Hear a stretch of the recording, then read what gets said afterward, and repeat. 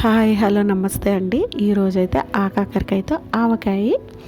Welcome back to Eshwari creations for all అండి. ఆకాకరకాయ అనేది చాలా హెల్దీ ఫుడ్ అండి. ఇది మనకి సీజన్ వైజ్గా దొరికే ఫుడ్ అండి. వీటిని అయితే చక్కగా మనం కూరలు వేపుళ్ళు చేసుకుంటాము. అలా కాకుండా దీంతో ఊరగాయ కూడా పెట్టుకోవచ్చండి. అదైతే చాలా రుచిగా ఉంటుంది. మంచి హెల్దీ ఫుడ్ అండి. వీటిని వచ్చేసి నేను ఇప్పుడు ఆకాకరకాయలు ఒక పావు కేజీ మాత్రం తీసుకుంటున్నానండి ఊరగాయ పట్టడానికి. వాటిని శుభ్రంగా కడిగేసి ఆరబెట్టుకొని పైన కింద తొడిమలు తీసేసుకోవాలండి. తీసుకున్న తర్వాత ఇలా చిన్న ముక్కలుగా కట్ చేసుకోవాలి. ఆకాకరకాయలు పండకుండా లేతగా దోరగా ఉన్నవి తీసుకున్నాం అనుకోండి, ఈ ఊరగాయ ఎక్కువ రోజులు నిల్వ ఉంటుంది.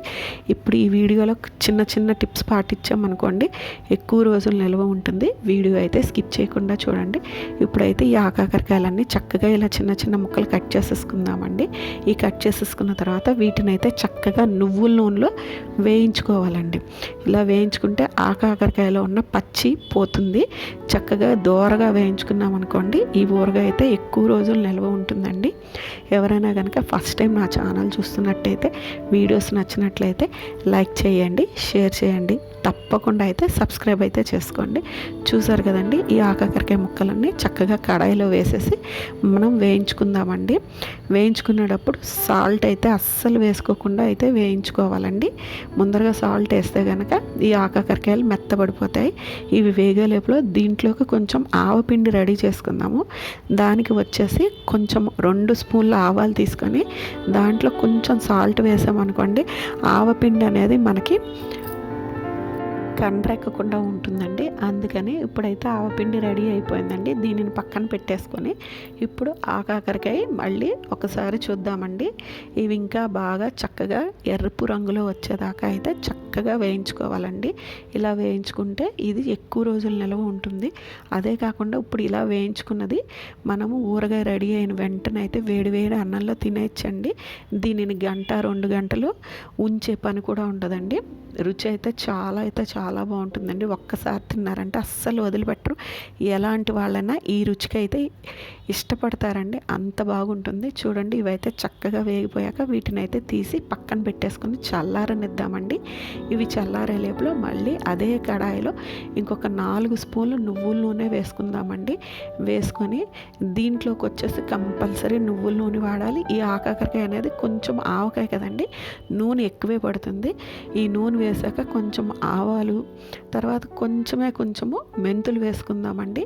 వేసుకొని ఎండుమిరపకాయ, ఇంగువ వేసి చక్కగా పోపు పెట్టుకోవాలండి. ఇవైతే చక్కగా వేయించేసుకుందాము. ఇవన్నీ చిటపట్లు ఆడిన తర్వాత దీంట్లో వచ్చేసి ఈ పోపు వేగిన తర్వాత మనమైతే ముందుగా స్టవ్ అయితే ఆఫ్ చేసేసుకోవాలండి. స్టవ్ ఆఫ్ చేసేసుకొని మిగిలిన ఇంగ్రీడియంట్స్ అన్నీ ఇందులో కలుపుకుందాము. అప్పుడే ఈ ఆవకాయ పాడవకుండా ఎక్కువ రోజులు నిల్వ ఉంటుందండి. స్టవ్ ఆన్లో ఉంచి ముక్కలు అయితే వేసుకోవద్దు, అదైతే ముందరగా గమనించుకోండి. ఇప్పుడైతే ఇది పోపు వేగిపోయింది కదండి, దీంట్లో కొంచెం చిటికెడు పసుపు వేస్తాము. తర్వాత వచ్చేసి మనం చిన్న గరిటెడు ఆవపిండి వేసుకోవాలండి. ఆవపిండి పావు కేజీ ఆకాకరకాయలకి కంపల్సరీ ఇది పడుతుంది. ఆవపిండి తక్కువ తినేవాళ్ళు కొంచెం తగ్గించుకోవచ్చు. దీంట్లోకి వచ్చేసి గరిటింపావు కారం వేసుకోవాలండి. ఆవపిండి ఒకటి వేసుకున్నాం కాబట్టి కంపల్సరీ గరిటింపావు కారం వేసుకోవాలి. ఇవన్నీ కలుపుకున్న తర్వాత ఆ గరిటెలో కొంచెం తక్కువగా సాల్ట్ వేసుకోవాలండి. సాల్ట్ అనేది ఎక్కువ తినే వాళ్ళైతే కొంచెం గరిటెకి ఫుల్గా వేసుకోవచ్చు, కానీ ఈ ఊరగాయకి ఈ సాల్ట్ అయితే చక్కగా సరిపోతుందండి. ఇప్పుడు సాల్ట్ కూడా వేసుకున్న తర్వాత ఈ 3 అయితే చక్కగా ఎక్కడ ఉండలు లేకుండా బాగా కలిపేసుకుందామండి. ఎందుకంటే ఆవపిండి కానీ కారం కానీ కొంచెం ఉండలు అవుతుంది కదండి. అలా కలిపేసుకున్న తర్వాత దీంట్లోకి మనం ముందరగా వేయించి చల్లార్చిన ఈ ఆకాకరకాయ ముక్కలు కూడా వేసి చక్కగా కలిపేసుకుందాము. స్టవ్ అయితే ఆన్లో ఉంచొద్దు. ఇవన్నీ చక్కగా ఆ ముక్కలకి పట్టేయాలండి.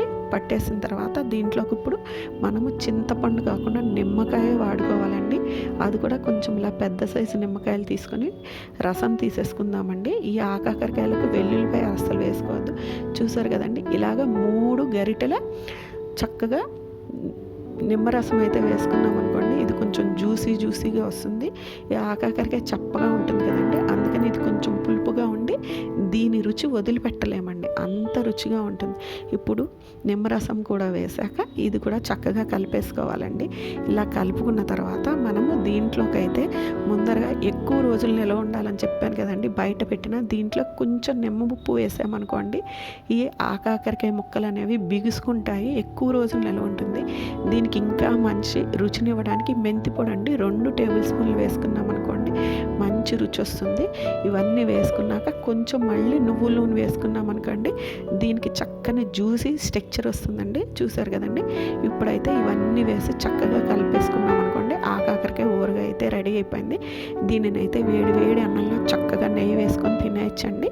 థ్యాంక్ యూ అండి. Thank you for watching.